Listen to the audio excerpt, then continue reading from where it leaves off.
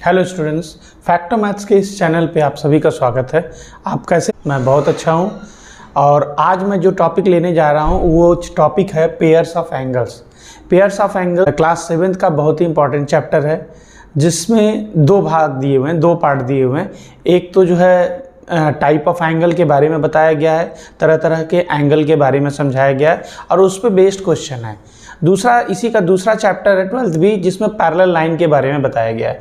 आज हम पहले कॉन्सेप्ट के बारे में बात करते हैं, फिर आते हैं हम लोग क्वेश्चन को करते हैं। ठीक है, तो चलिए स्टार्ट करते हैं पेयर्स ऑफ एंगल्स। तो पहले सबसे ज़रूरी बात होती है कि एंगल होता क्या है, एंगल कहते किसको हैं, व्हाट इज एंगल। तो एंगल क्या होता है? द अमाउंट ऑफ रोटेशन, कितना रोटेट कर रहा है कोई भी। अब जैसे ये लाइन है, ठीक है, अब ये लाइन कितना रोटेट कर रही है वही एंगल बनाता है। ठीक है, इसी को हम लोग कहते हैं एंगल। जब दो आर्म, जैसे हम लोग ये हैंड है, इस हैंड को दिखा रहे हैं, तो ये कितना रोटेट कर रहा है यही हमारा एंगल को बताता है। ठीक है, तो ये एक तरह का एंगल फॉर्मेशन है। तो एंगल क्या है? What ever the rotation of amount of the sides या आर्म, ये आर्म कितना रोटेट किया वही इसका एंगल बताता है। ठीक है, अब कितने तरह के एंगल होते हैं आप सभी लोग को पता होगा कितने तरह के एंगल होते हैं। सबसे पहले आते हैं, बात करते हैं एक्यूट एंगल की बात करते हैं। एक्यूट एंगल क्या होता है?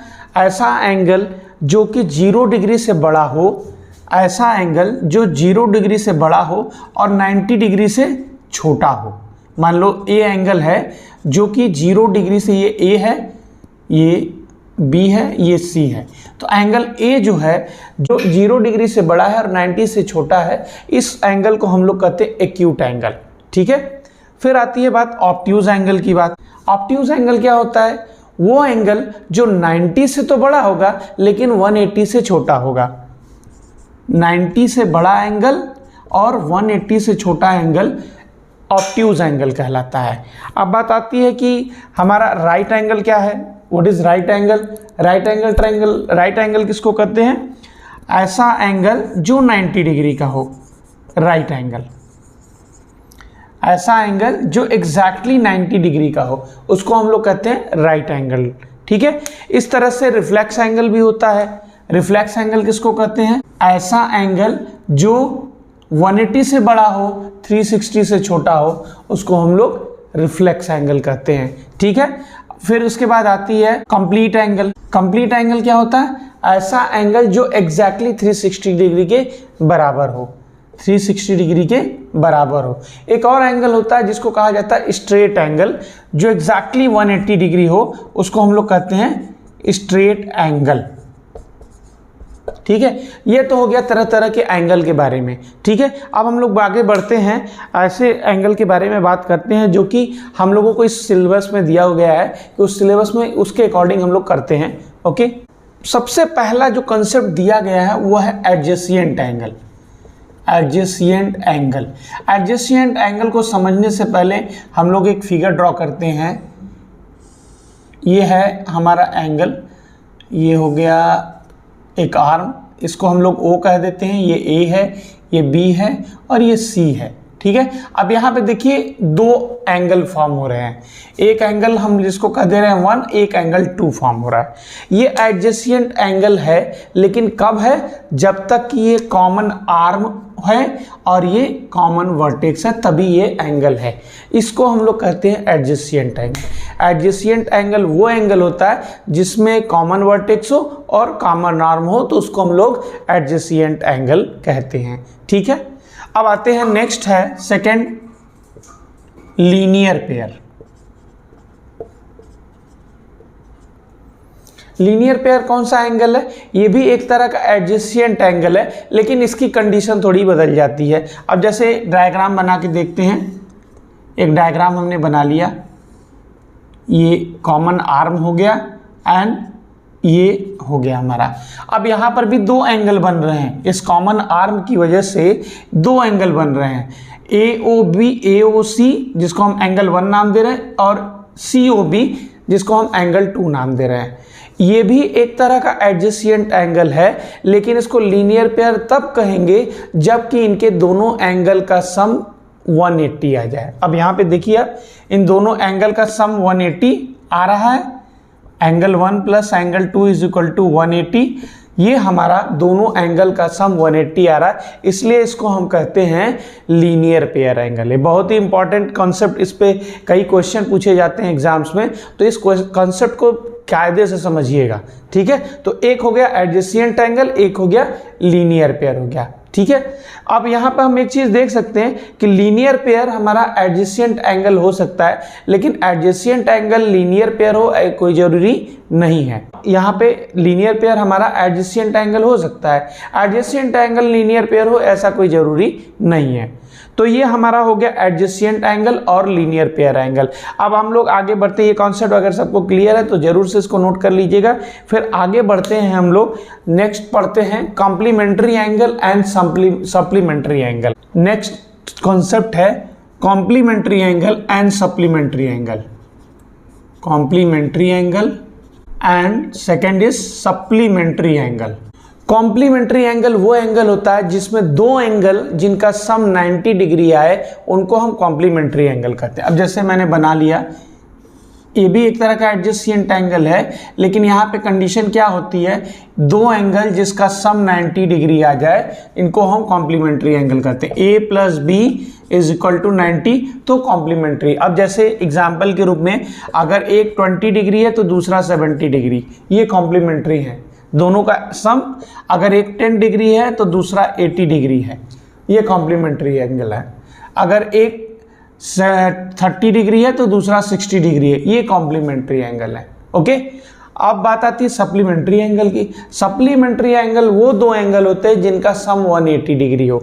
लीनियर पेयर सप्लीमेंट्री होता है। तो अब आते हैं हम लोग इसके बारे में बात कर लेते हैं।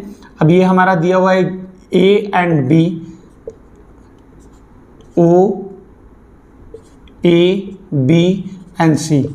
ओके, अब ये दोनों एंगल का सम 180 आता है। A plus B is equal to 180 degree, इसको हम लोग बोलेंगे सप्लीमेंट्री एंगल। तो सप्लीमेंट्री एंगल क्या हो गया, दो एंगल जिसका सम 180 डिग्री है उसको सप्लीमेंट्री, दो एंगल जिसका सम 90 डिग्री है वो कॉम्प्लीमेंट्री एंगल। अब एग्जाम्पल के रूप में सप्लीमेंट्री, अगर एक एंगल 20 डिग्री है तो दूसरा 160 डिग्री होता है। एक एंगल 10 डिग्री है तो दूसरा एंगल 170 डिग्री हो सकता है। एक 50 डिग्री है तो दूसरा एंगल 130 डिग्री हो सकता है। एक 40 डिग्री है तो दूसरा क्या हो सकता है बच्चों, बताइए कमेंट में बताइएगा क्या हो रहा है। ठीक, ओके। नाउ अब स्टार्ट करते हैं। नेक्स्ट टॉपिक है इसमें वर्टिकल अपोजिट एंगल। हमें लगता है कि आपको एडजेसेंट एंगल समझ में आ गया, लीनियर पेयर समझ में आ गया, आपको तरह तरह के एंगल कितने प्रकार के होते हैं वो समझ गए आप लोग। अब हम लोग बात करते हैं वर्टिकल अपोजिट एंगल के बारे में। इस वीडियो को लास्ट तक देखेंगे तो आपको चैप्टर के बारे में बिल्कुल क्लियर हो जाएगा और आने वाले एग्जाम के लिए आप बिल्कुल प्रिपेयर हो जाएंगे। आइए अब देखते हैं हम लोग vertical opposite angle. Vertically opposite angle. अब दो लाइन जहां इंटरसेक्ट करती है, जब दो लाइन इंटरसेक्ट करती है तभी वर्टिकल अपोजिट बनता है, ठीक है। अब जैसे यहां पे एक ये एंगल बना और यहां दूसरा एंगल ये बना और ये बना, ये एंगल 1 है, ये एंगल 2 है, ये एंगल 3 है, ये एंगल 4 है। वर्टिकल अपोजिट एंगल तभी बनते हैं जब दो लाइन एक दूसरे को इंटरसेक्ट करती है। वर्टिकल अपोजिट की क्या खास बात होती है, ये वर्टिकली अपोजिट एंगल इक्वल होते हैं। एंगल 1 जो होगा एंगल 2 के बराबर होगा, एंगल 3 जो होगा वो एंगल 4 के बराबर होगा। यही वर्टिकल अपोजिट एंगल होता है। तो हम लोगों ने 4-5 तरह के एंगल के बारे में समझा और इसके बारे में हम लोगों ने किया। अब आते हैं हम लोग, नेक्स्ट है हमारा टॉपिक, अभी हम लोग कॉन्सेप्ट को ही एक्सप्लेन कर लेना है। अब नेक्स्ट है हमारा पैरेलल लाइन। पैरेलल लाइन क्या होता है उसके बारे में समझ लेते हैं, फिर एक साथ हम लोग क्वेश्चन पे आते हैं। अब आइए हम लोग देख लेते हैं पैरेलल लाइन क्या होता है। पहले तो हम लोग उन एंगल के बारे में बात करते हैं जो जब दो लाइन हो एक दूसरे के साथ में इंटरसेक्ट करता हो या कोई तीसरा लाइन है। ये दोनों सपोज मान लीजिए कि ये दोनों लाइन है और यहाँ पे एक लाइन ट्रांसवर्स लाइन है जो कि इन दोनों लाइन को इंटरसेक्ट कर रही है। तो यहाँ पे किन किन तरह के एंगल बनेंगे उनके बारे में पहले जानते हैं, फिर कब ये पैरेलल होगा तो क्या होगा ये समझते हैं। तो पहले इनको नाम दे देते हैं। Angle 1, angle 2, angle 3, angle 4, angle 5, angle 6, angle 7, angle 8। ये हमारे नाम हो गए। अब हम क्या करते हैं, पहले समझ लेते हैं कि कौन कौन से एंगल होते हैं। तो सबसे पहला है अल्टरनेट इंटीरियर एंगल। अब यहां पे देख लिया जाए कौन कौन से अल्टरनेट इंटीरियर एंगल हैं। अब पहला 4 and 6 क्या सेट है, 4 and एंगल 6। ओके, ये इस तरह से बनेगा, जेड के फॉर्म में बनेगा, वो हमारे अल्टरनेट होंगे। अब उल्टा जेड भी देख लेते हैं, एंगल 3 and 5, ये हमारे दो pair, angle 4 and 6, angle 3 and 5, ये दोनों अल्टरनेट एंगल हैं। अब अल्टरनेट एक्सटीरियर एंगल भी देख लेते हैं, अल्टरनेट एक्सटीरियर एंगल। अब अल्टरनेट एक्सटीरियर एंगल कौन से, 1 and 7, एक पेयर ये हो गया, दूसरा हो गया 2 and 8, एक पेयर ये हो गया। तो ये हो गया अल्टरनेट इंटीरियर और अल्टरनेट एक्सटीरियर के बारे में। अब आते हैं, देखते हैं करस्पॉन्डिंग एंगल के बारे में। Corresponding angle, corresponding angle similarly या सीधा एफ बने, ये दोनों करस्पॉन्डिंग होंगे, या ऐसे एफ बने, ये दोनों करस्पॉन्डिंग होंगे। ठीक है, तो यहां पे हम देखते हैं एंगल 1 and 5 एक सेट हो गया, एंगल 2 and 6 दूसरा सेट हो गया, एंगल 4 and 8 तीसरा सेट हो गया, एंगल 3 and 7 चौथा सेट हो गया। तो ये हो गए हमारे करस्पॉन्डिंग एंगल। अब आते हैं हम लोग देखते हैं को इंटीरियर एंगल। को इंटीरियर एंगल,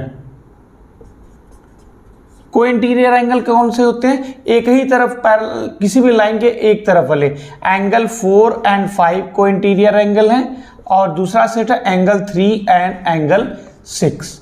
अब ये सभी नाम तब भी होंगे जब ये दोनों लाइन पैरेलल नहीं होंगी। बस ये पैरेलल लाइन होने के क्या फायदे होने वाले वो समझने की जरूरत है।